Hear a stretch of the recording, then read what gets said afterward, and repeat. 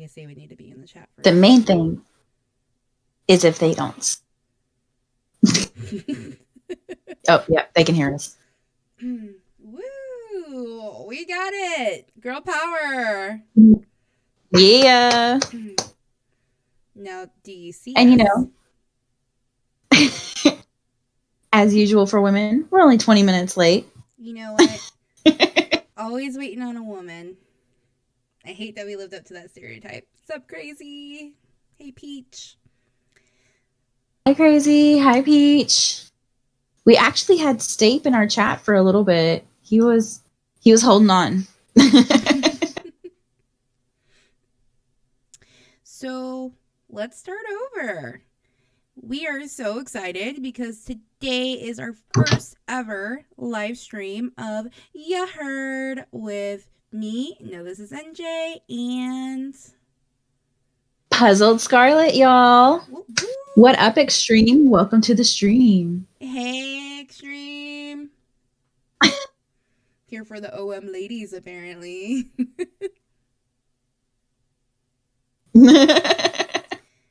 Well, we are honored, sir. We are so honored. Thank you for joining, Extreme. That means a lot to us. It does. I was able to jump in with them yesterday. Were you able to play Among Us? No, I wasn't going to play. Mostly because when I can't do like Discord and a game at the same time. Mm-hmm. So it's just easier to be like, I'm going to watch. I'm going to be here to support. Yeah, we went in when he was playing. They were playing like a version of Jackbox. It wasn't Jackbox in particular. Extreme, what were you playing last night? But it looked like a lot of fun. And we got in for a little bit, chilled, and then we went to sleep. Use your words. Thanks, Extreme. Friday is Friday. We're here to... Friday. Yes. We are here and streaming and totally outside of our comfort zones, but it's okay. We got good company, a good drink, and we have some pretty good topics on the board, so we're excited. We are so stoked to be doing our first book club episode for The Ballad of Songbirds and Snakes by Suzanne Collins. It is a prequel to everyone's favorite, Hunger Games. Yes. I remember when Hunger Games came out. Like, I wanted to be Katniss Everdeen so bad. To be able to hunt, live in the woods, take care of your family. Right? Let's be a badass. I don't know. After reading The Hunger Games and watching the movie... Oh, Extreme, you read The Hunger Games. Okay, you might like this book. It's actually a prequel. After reading The Hunger Games, what were your expectations going into a Ballad of Songbirds and Snakes? I didn't really know what to expect. I couldn't, whenever I started the book, I couldn't even remember if it was like the first Hunger Games or one thereafter. And so, learning that was the 10th Hunger Games and following this prominent but downfallen figure, I was like, oh, okay, this is an interesting insight. Yeah, so the Ballad is actually, 64 years before the Hunger Games take place? It's right after the war, and it's about like the 10th Hunger Game. And I think they were just trying to exercise some power.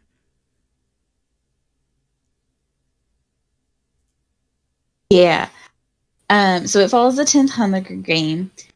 And where they're at, it's been 10 years even since the war. And they're still like trying to rebuild. They've just squashed the rebels like, the decade ago. And so the characters that we follow, they, remember different aspects of the war. So it's like really interesting to hear about, how this all happened or the fallout of it. Because usually you hear wars and triumphs, but you don't ever really see the fallouts. So it was interesting to read those memories from him. Right. Yeah. I don't know if you guys remembered in the Hunger Games trilogy, President Snow, like the big bad. This prequel actually focuses more on him and his upbringing, and I guess like his rise to power, and it's actually pretty scandalous. So, Kielyn, I am so disappointed with myself. why are you disappointed?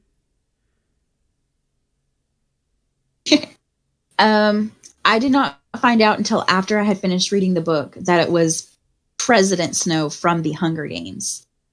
I don't know why, but I just did not connect the dots that it was a younger him. I thought it was like maybe his dad, or, it blew my mind when I learned that that was President Snow. 100% thought it was his dad at first.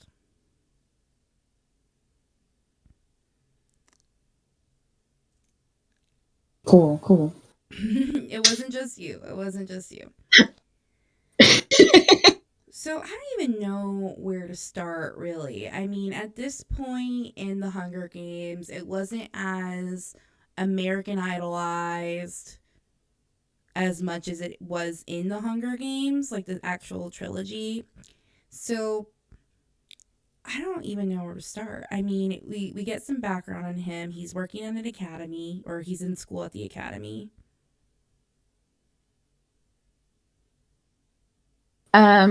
I guess an easy question would be, do you wish that you had read this prequel before you had read The Hunger Games? And does it make you want to go back and reread them with the new insight? Honestly, yes, because I feel like I have a lot more perspective on Snow. I mean, President Snow in the Hunger Games trilogy was so evil. Like, it wasn't even that you loved to hate him, you just hated him. And Yeah. in this book, it gave perspective on him as a person, and it was really difficult for me to identify like where his motivations lied. Like, he talked a lot about restoring his family's name, but then, the humanity side really pulled in on Snow in the middle. So I guess I was hopeful, but I knew the outcome, so I don't know why I was fooled. It was, I think, nice Thanks, to see this Extreme. background on him. Yes, thank you, Extreme. Tell your grandparents we said hey. Hey. You always gotta tell family hey. um, I really liked being able to see him have some sort of like, okay, I guess the next question would be, do you think he was in love with her? With Lucy Gray? Or is that too heavy for so early in the podcast? Okay, I think that's too heavy. I think we need to back it up. I think we need to back Okay. it up. And let's talk about what happens, because I don't think, I mean, I know Peach for sure thinks the book is about an actual bird and snake fight. Um, and you read a little bit to Crazy, so he has a general idea of what's going on.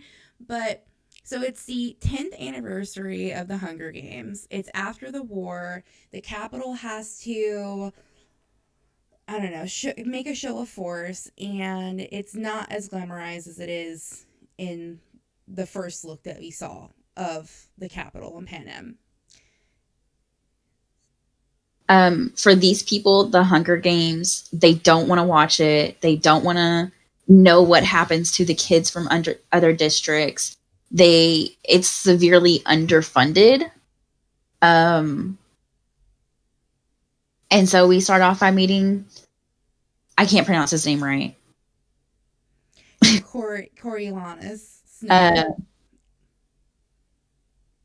Mr. Snow. And we learn that his family has fallen with the war. They used to be major big money. They put all of it into District 13. and then 13 got obliterated. And so we see him still living in like his family home, the penthouse, with his cousin and his grandmother. And his grandmother has one major pride in her life, and that's her roses. And singing the Pan Am national anthem.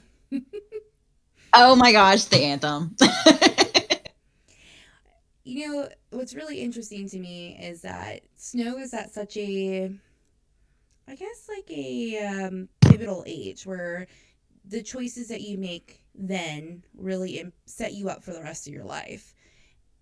And he had one goal, and his goal was to restore his family's name. So he was in the academy, he was hiding his own hunger from these other people that were very affluent, and had to present different ways to get people to actually watch the Hunger Games. It was like a business science experiment. How can we get more people to watch? What other terrible things can we do to these tributes from each district? And he was excited um, to go showcase his talents. If his tribute won the Hunger Games, he would get a like a prize money, and he desperately needed the prize money because his family was starving. And then from there, he gets assigned a district. But since he made fun of the Dean Highbottom, they assigned him the lowly list district, which is District 12. So enter Lucy Gray, who is his assigned tribute. What did you think about Lucy? um, well, I definitely realized that the girls from District 12 know how to make an entrance. That's for sure. Um, and so first off, the thing about Lucy is she's not even from District 12.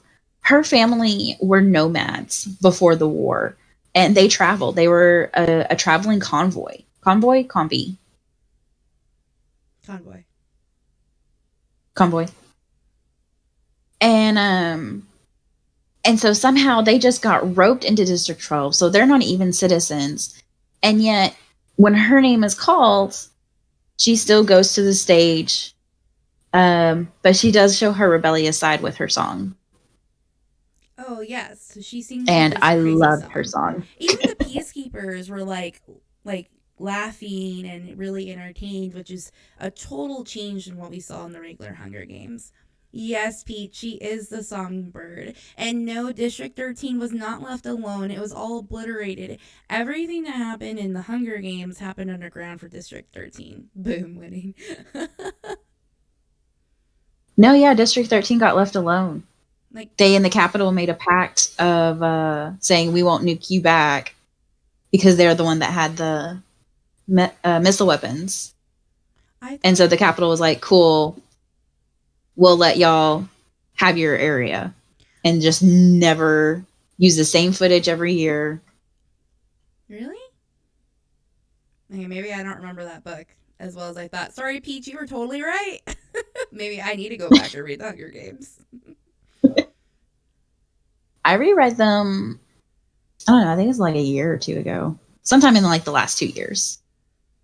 I think I read them, I don't know, probably like 6 years ago, 8 years ago.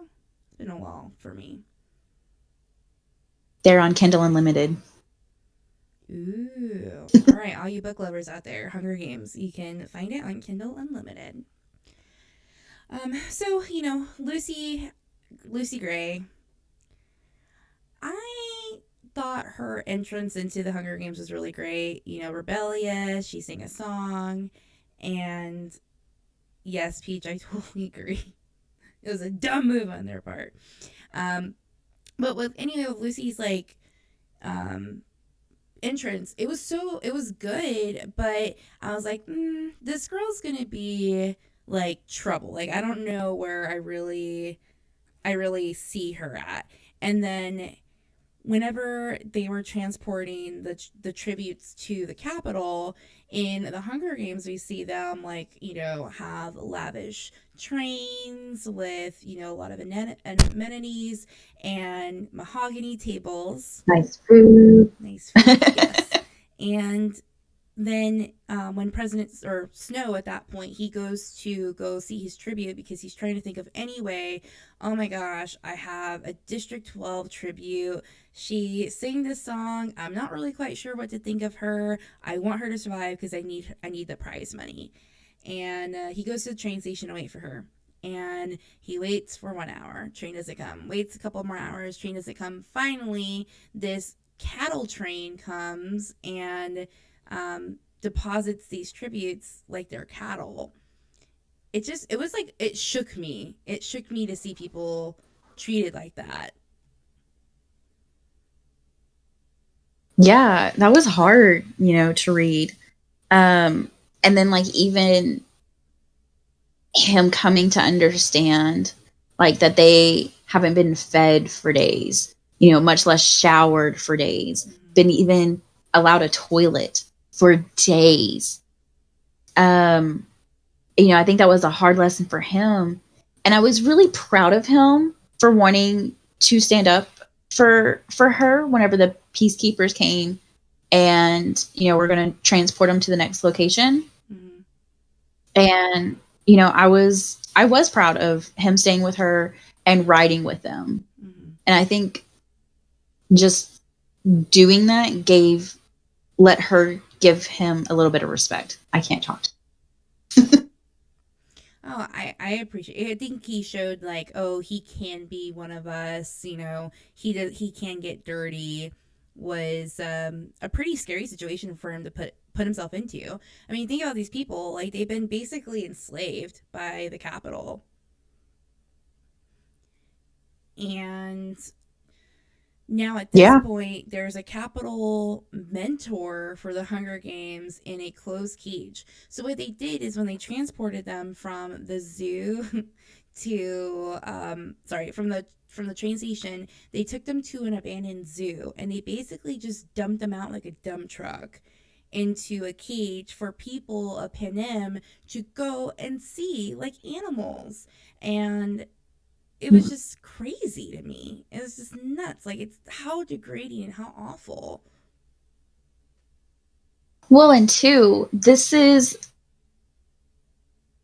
the first year of the mentor program. Mm-hmm. So this is all like trial and error, especially for Snow.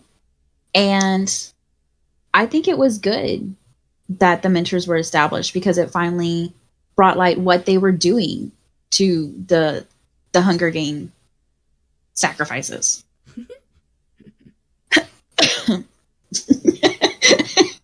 Let's just call it what they are. Sacrifices. And I don't and I don't think before this year people had really gone to the zoo. Maybe like some people who were like weirdly fascinated with it. But because of this mentor program, it brought people to the zoo. It showed the condition. Dude, and he should have been scared for his life being in the room because I don't think it showed like him being one of them, but seeing that he could withstand what they were going through because they were still, skeptical. They would have turned on him if not for Lucy Gray. Oh, I totally Nuggy. Praise Snow. Snow is my savior. Extreme, can you do a hiss for us on your next stream? Clip it, put it in Discord. Yeah. Doggies. So Um, when he was in the zoo cage, of course, like they want media coverage. So there's reporters capturing him in the zoo, and he ends up making it like about parsley tongue. It's extreme. You're so silly. I can't. Yeah, let's go with that. Parcel. Peach, spell it out for him.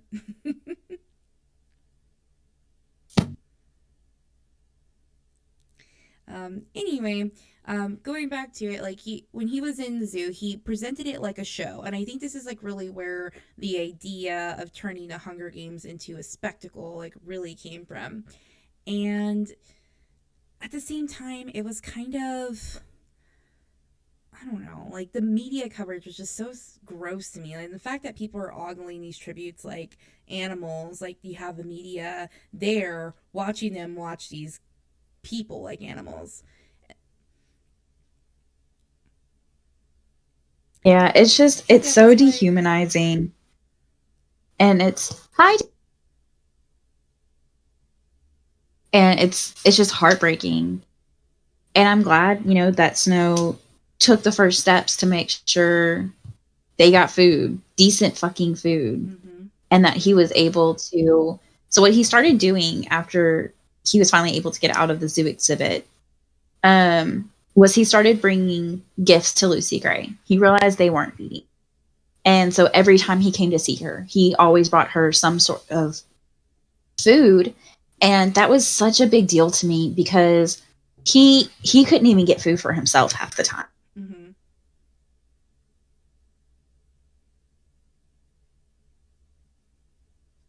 Wanted to show her that he saw worth in her.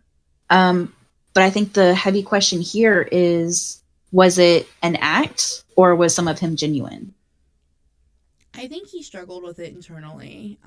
So he he obviously had mental dialogue with himself saying, "Oh, like I wonder if she's still my girl or will she be my girl?"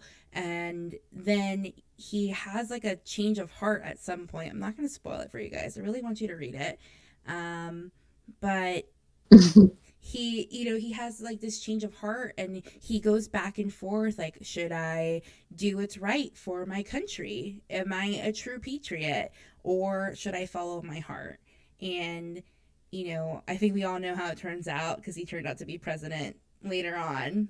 um, but it was a little disheartening but not as shocking that he completely just said fuck you to everybody and then dipped. Yeah. He So shouldered his way into the I presidency, guess after Paige. Yeah, I agree with you.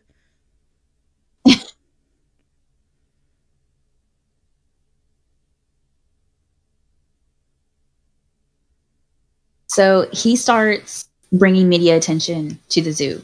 He's the one that starts getting the cameras on the tributes, pulling that sympathy card. And so more and more people start visiting, and other mentors decide to take this and try to get to know, their sacrifice. Um, one of the mentors was not very smart and was very rude to his tribute. Um, Norma, how did you feel about the tribute killing him? Which Do you one? think he deserved it? Which one? The one who kept trying to give his bread or Oh, a sandwich through the fence. Sejanus. And okay, well Mhm. his story was a little bit more unique because he actually came from that district. So his family got out No, of no, the no. district. No? No, I mean you're right about all of that, but not um, Arlo. Arlo Crane. Oh. Hmm.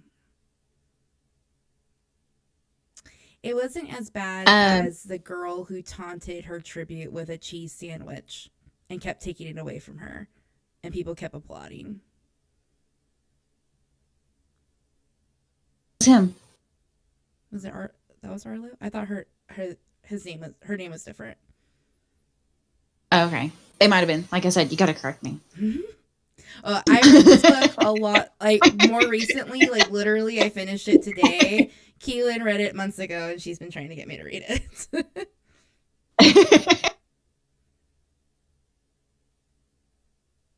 So yes, one of the mentors taunted their tribute, just back and forth because it was funny.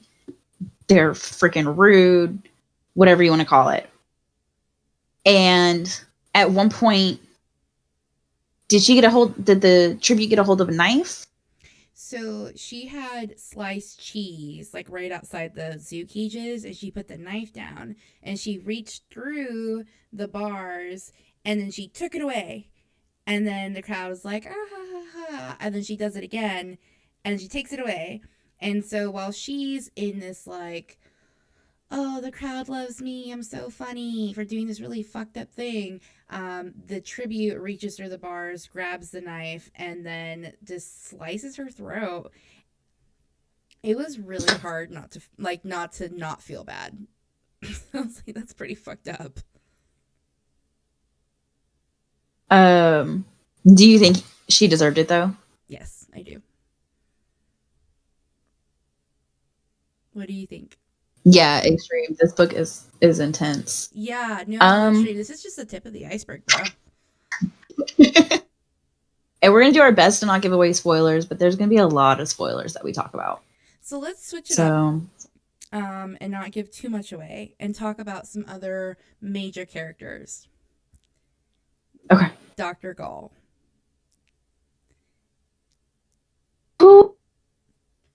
So she was the Games master, or what is it? What do they call it? Game maker, or something like that. Game maker. Yeah.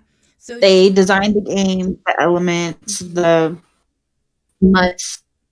Yep. And she was recruiting from the academy to get these kids to come up with some other horrible ways to torture these tributes and bring in more viewers.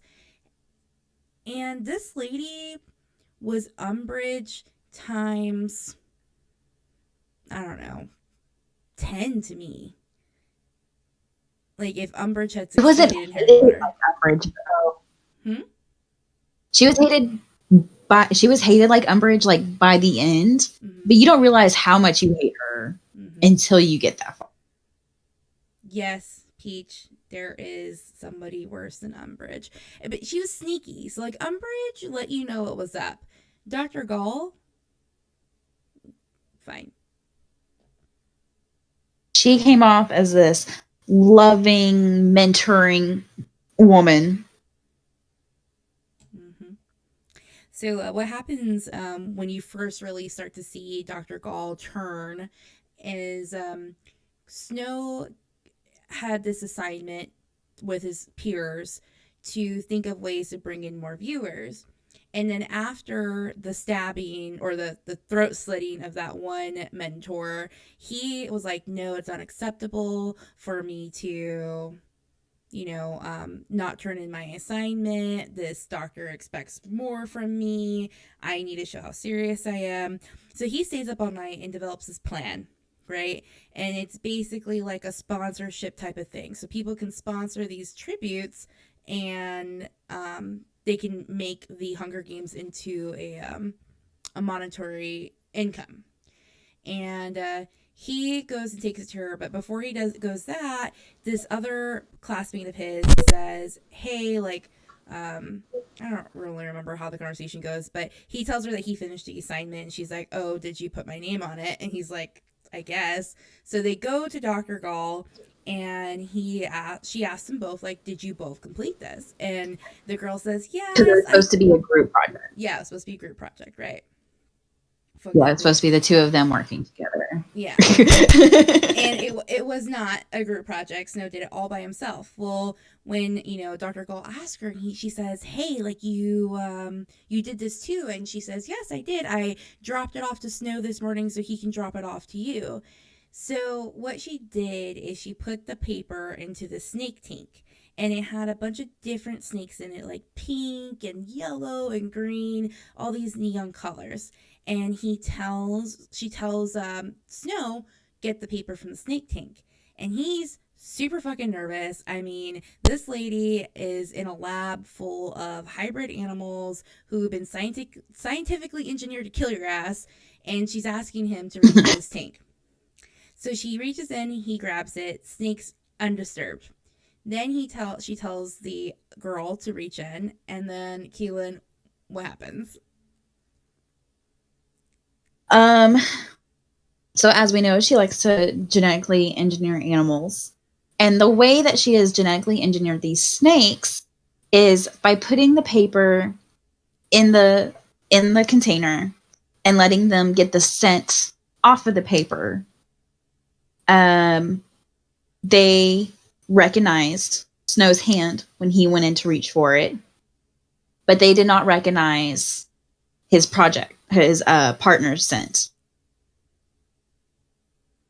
Yep. So whenever she goes to put her hand in, they end up biting her and attacking, and it was terrifying. That was really scared to read. Like, that was really scary. I was very, and she just kind of like, well, she lied. No regrets.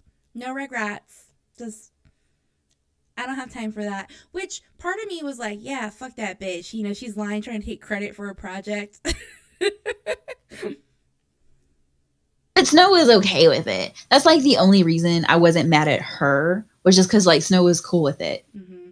But yeah, fuck that. So she. So yeah, that's when we really come to hate Dr. Goal. Mm-hmm. Mm-hmm. Who's another major Um,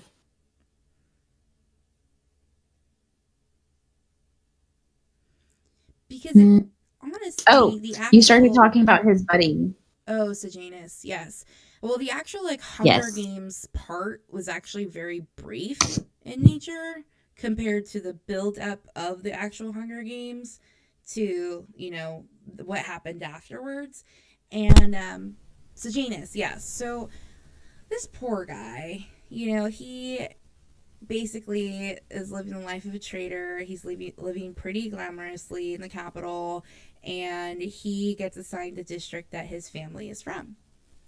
And the tribute that's assigned to him knows who he is and won't give him any ounce of respect or even talk to him.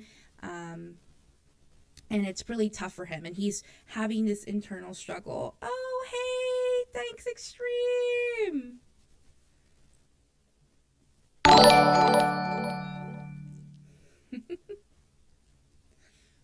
That's cool. Thank you, Extreme. So Sejanus, his family, I think it was from District 2. His father helped build some weapons. And so he's what they would call in the Titanic new money. And so he was rejected by his former district. He was rejected by the people in the capital.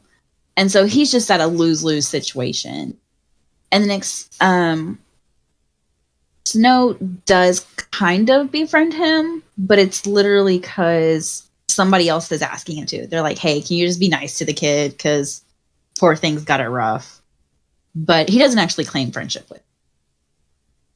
And then he gets assigned his guy from his district, refuses to give him the time of day. And it's heartbreaking having to watch this kid who knows the truth out in the district, having to come to the capital and be put in the position that he is. Yeah, he was definitely the most woke one out of everybody because everybody was thinking, well, the war is still like a really fresh memory for a lot of them. A lot of their families have been completely destroyed, like Snow's parents. They died and he lived with his grandmam, his grandma. Grandmam. I know that was kind of cute. I love it. But I just don't think that like should justify, doing something so heinous to another group of people or just your own citizens. I understand like having to make a show of force in some way, but this is more than that. This is like scientific engineered torture. And I think Sejanus was like, yeah, this is what the fuck is wrong with you people? This is wrong. This is wrong. And, you know, nobody listened. It was too soon. 64 years too soon. Yeah. So before the actual start of the Hunger Games, they are able to go in, they go and tour their arena for some reason. I'm like, oh, we're just gonna walk everybody around. We're about to walk you in the arena. Where you're gonna die. And was it an old baseball field? That's what I was picturing in my head, was like a worn, run down baseball field. Mm-hmm. That's what I was picturing. What did you picture? No, exactly. Okay, cool. So that was interesting. And apparently they had held the games here every year, right? Mm-hmm. Then while they were touring it, explosions had occurred, and some other tributes died. I think some other mentors were injured. So it felt like at that point it was the motivation was to, okay, we have cause to say why we want to increase the Hunger Games, or the tactics that we use for the Hunger Games. So it was just, I kind of think that the explosions weren't even like rebel forces. I kind of think that the explosions were internal and on purpose. What do you think about that? By the game maker, or left there from previous games? Game maker. By the game maker. Oh, wow. Yeah, that would make sense. But after the bombings, one of the tributes actually got away. He started running. Yep. And it was yeah. Mm-hmm. He got away. The Capitol is very corrupt, Peach, and it's really, at this point, like, things were just starting to come together after this big ass war, and then these terrible people that were affluent, they were in charge, and they had, I mean, you couldn't, everything was monitored, everything was reported. If you did something out of turn, or you said something out of turn, you were reported, and you can lose your life or your family for it. So I can't imagine. I mean, yes, living in the districts must be awful to have to do all the labor, but like living in the capital too, like, is no cakewalk either. You're basically living in like a very controlled and highly monitored society.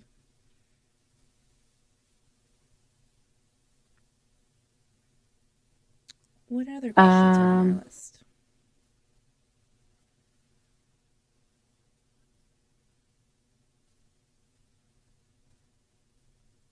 So I'm going to go ahead and throw out another spoiler. Okay. It's not really so much of a spoiler as it is a connection. We do get to see one other person from the Hunger Games in this prequel, and that is Tigress, the dressmaker who ends up hiding Katniss and the rebels in the third book. But this time, we get to see her young, vibrant, just out of school, making her way and her, starting to begin her career. And she's Snow's cousin. They live together with their grandmam. And I loved seeing a baby tigress. Me too. Raise your hand if you didn't know that or didn't catch that in the series. I did not know that Tigress was related to Snow.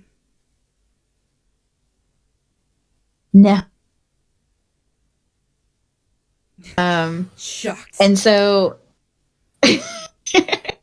how do you feel, along with shocked, about Tigress being Snow's cousin? I mean, her stroke of generosity in the actual Hunger Games when she hid these rebels in her shop, it made me call, I guess, like, it made me think, like, okay, I understand her origins now. Because in the ballad, she is kind of like a Wonder Woman. Like, she helps Snow with his outfit. She finds food. She cooks food for them. She gives him really good advice. She's very caring. And to go from that to the person that we saw in the Hunger Games is crazy. For one, she would have been like 85 or 89 years old, but she had so many body modifications that she actually looked like a tiger.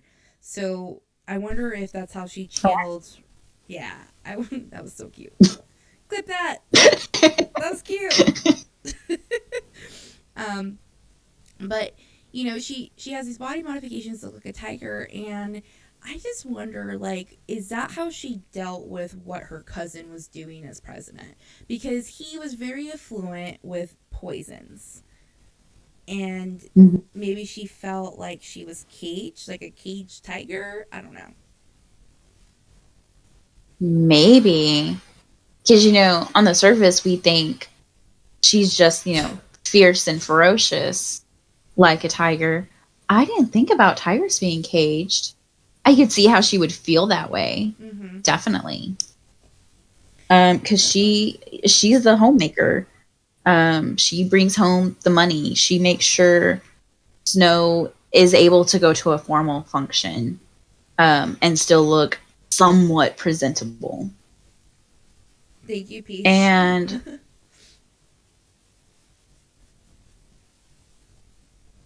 what is that? It's a clip of your. Oh no! Oh, yes. I love you. No. Can we make that a GIF? We're going to use it in our Discord.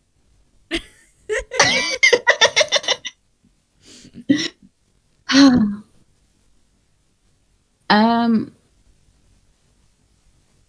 So if you could hear this same story from another person's point of view, who would you choose and why Tigress?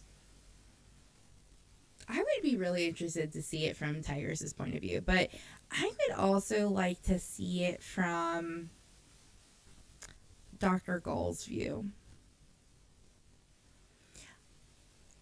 I want to know her motivation. I want to know why she was a game maker. I know we're not supposed to admit this, but I kind of love that the major bad guy in this book was a female. Oh yeah, I guess like that didn't really like not bother me, but like it wasn't something I was like, yeah, bad guy's girl. It was more of like a, okay, this lady's wicked smart and also super wicked. It's like she was genetically altered to be really good at being bad. Probably. Probably. Huh? Probably. Probably. Probably. But I don't know. I would like to see it from her point of view. But what would you want to see like from Tigress's point of view? Like, do you think she would have not had, I guess, like not have wanted to go the route that Snow had gone, or what do you think? I would want to see her struggle in watching Snow make the choices he does. And then what happens to her in the in between, after she has her downfall. Like, what led to her downfall? Was it done by Snow? Mm-hmm. Was it natural? Did he even fight for her? Is that why she turns on him in the last book in the trilogy? Maybe. Like, I want to know what happened. Right? Like, I need that in between time filled in now. Like, I'm gonna need Suzanne Collins to like pump out like 5 more books. Like, thank you. I think this would be a great time for a TV series. You put it out about Snow, and then you don't even have to keep following him. You can start having him in the background and show him in like the politicals and his rise and then it just goes through the years through the different Hunger Games, and you can see like follow the stylist this year or follow the game maker this next year type of thing. I love that idea. You heard it here, Does that folks, make on Official sense? Millennials. You heard. We're patenting that idea. It is trademarked, and we're going to write that show. Would you guys watch it? Tell me. I'll at her. Was there a question you liked on the sheet? Oh, okay. So if you could make this into a movie or a TV show, who would you cast as? I guess we'll just do three: Snow, Lucy Gray, Mm-hmm. Dr. Gall, and Tigress.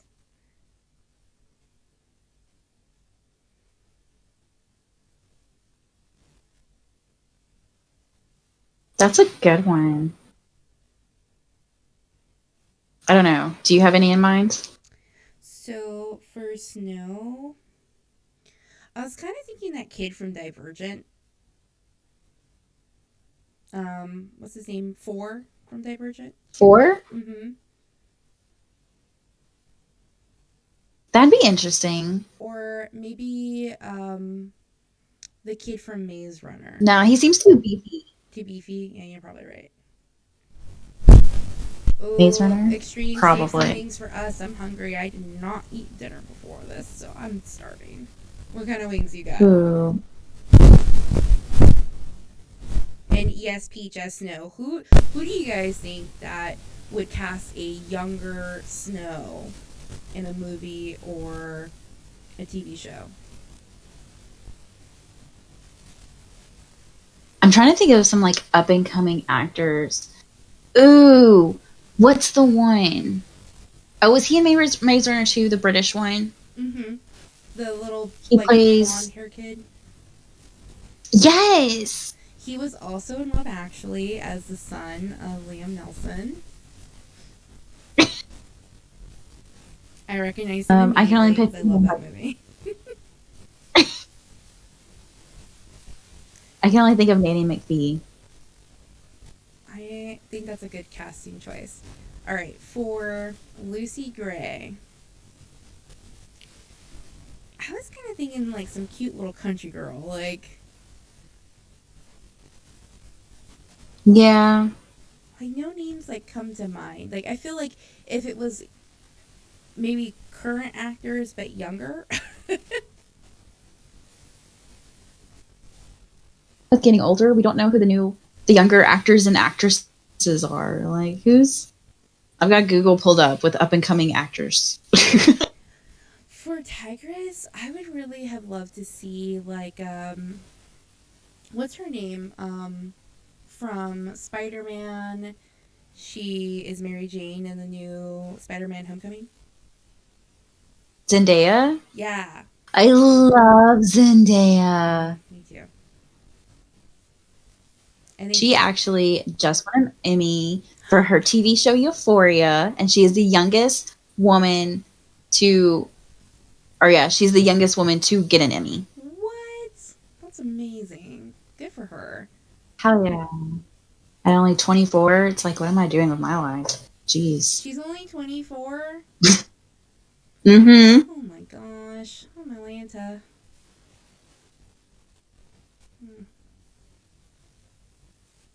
See, Tigress.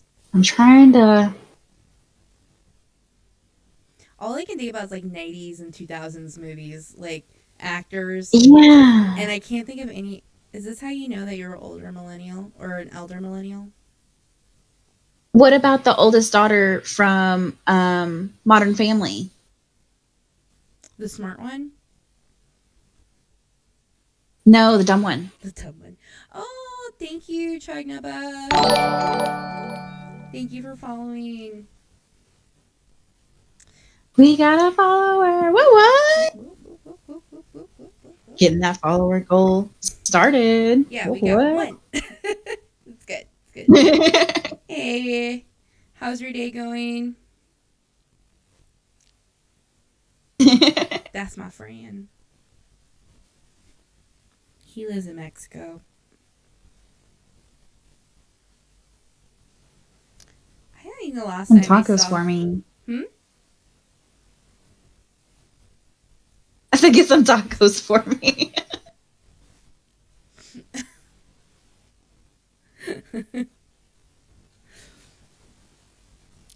Anyway, You so. said the last time? Hmm? You said the last time? Yeah, I think that just walking slow, you know, the usual. Yeah, uh, Chug and I, we've been friends for a really long time. Like I think I met him my freshman year in high school, and now he lives in Mexico. So thank you for coming. It means a lot. Thank you. Thank you for the follow. We're talking about Suzanne Collins' book, The Ballad of Songbirds and Snakes, and we are talking about who we would cast as a couple different characters. The dumb one from Modern Family. I think that would work. I think that would work. She's very vibrant. She could reach that energy. I think so. I think so too. All right. Well, what do you guys think? Are you going to read the book? Is it what you expected to hear about today? Let us know. You can add us at OM_YaHeard. And we also have our handles down below. Get it. Check us out. We also, in addition to Your Herd, we also have the Naked Podcast where we are joined by the OM Fellas, or I guess they like to be known as the OM Jerks. They stream every Wednesday. They stream every Wednesday live here on the official Millennials channel. They have this really cool thing where they interview streamers. And we have met so many people in the streamer community. We are just so thankful to have all of them on this journey with us. Yes, for sure. I mean, like Extreme Cook, he was in the chat earlier. Oh my gosh, like I can't imagine life without Extreme now. He's just so positive and so great. I love the streaming community, and I'm really glad that You Heard finally got to do their first ever live stream, and it's gonna get better from here. So don't go anywhere. Make sure you follow. Make sure you follow us on Twitter as well, and we'll be bringing you some other great content. So, NJ, do you have any thoughts for the next book for the book club? I am so glad you asked because, yes, I do. It is a complete polar opposite of what we read today, or this time. It is a true crime novel. Ooh. Okay, hold on. I'm getting you the name. And we'll be putting it in the chat. Is it a killer find? It is a killer find. All right. So it is called The Nightbird by Brian Freeman. So this detective, he's works in homicide, and he's investigating some pretty strange deaths about these women. They all suffer from some type of psychotic break, and they end up hurting themselves. And they've all been patients of one doctor who used hypnotherapy to erase their memories. So it is a excellent read. What? Yes, it is so good. I think you're really gonna like it. It is called, again, The Nightbird by Brian Freeman. And if you have Amazon Unlimited, it is on there. So you're welcome. Girl, I love my Kindle Unlimited. I am constantly reading something. We're able to, read stuff like the Hunger Games trilogy. I want to say a Hobbit. The Hobbit is on there. I reread the Harry Potter series not too long ago because of it. I mean, I have like 2 copies of each book, but that's hard to carry around sometimes. I like I have a digital version. I think I have my Kindle right here. I have a digital version, and then I have a hard copy version. Yes. I love you. You're the best. You get me. But yeah. Um, yeah, we're not going to talk about how I don't use my Kindle. Dude, I'm super excited. I will get on this. My other series is coming to an end and I'm sad about it. So I'm going to need something to fill that void. How many books have you read this year, Kielyn? This year, the only thing I have as of was as of July 27th, I had read 58 books. So I'll have to like add up how many books after that. And I'm super salty about another series, but I won't go on to that tangent. But I love the Kindle Unlimited because I can just read right there on my screen, or I can just, read on my phone, like wherever I am.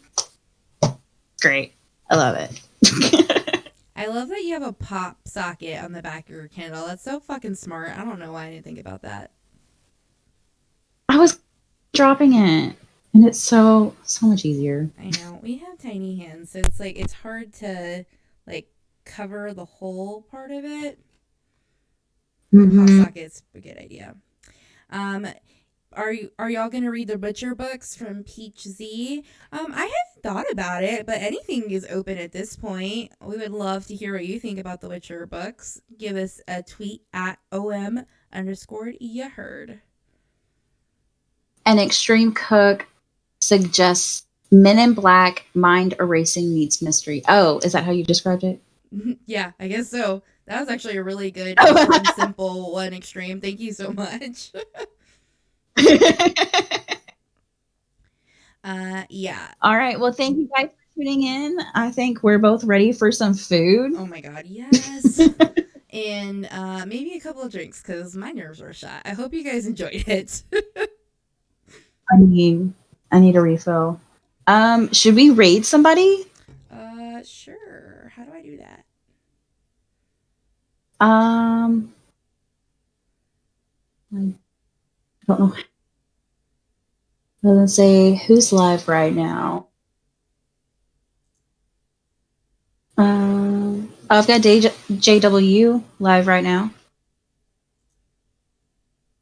Okay. Let's see. Extreme.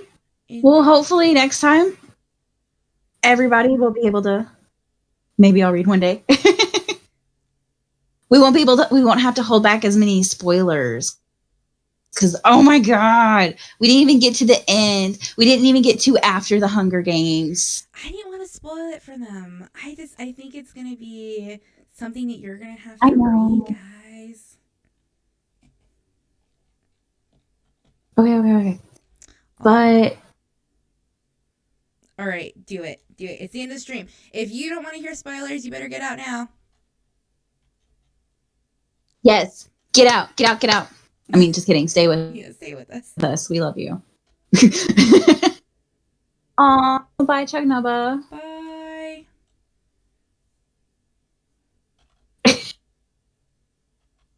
Okay. So I just want to go ahead and skip to the very end. Okay. Do you think Snow loved Lucy Gray? No, absolutely not. I don't think he did.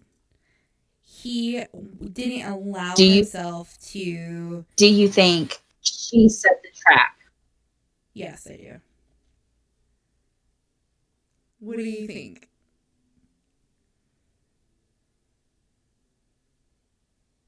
What do you think? I don't think she intentionally did anything. I think it was his paranoia. It could be. That's a good point. I feel like their relationship was the affair that parents say their kids are going to grow out of, because he was able to leave her. He was able to he allowed his paranoia to get so big. He thought she was trying to kill him. Could be. And that is why he did not run away with her. I also love how he poisoned the Dean through his morphine shit. Yeah. Fuck you. All right, are you ready to raid? Yes. Right. We're going to raid. Bye, guys. Bye.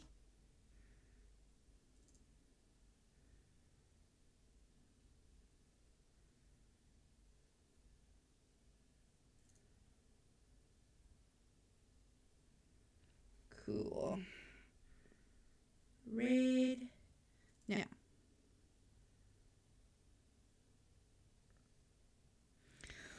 All right. Get rated. Oh my god. That was number 1. How do you feel?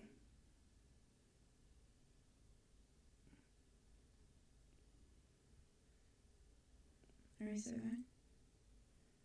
And OJ is so excited we came over here.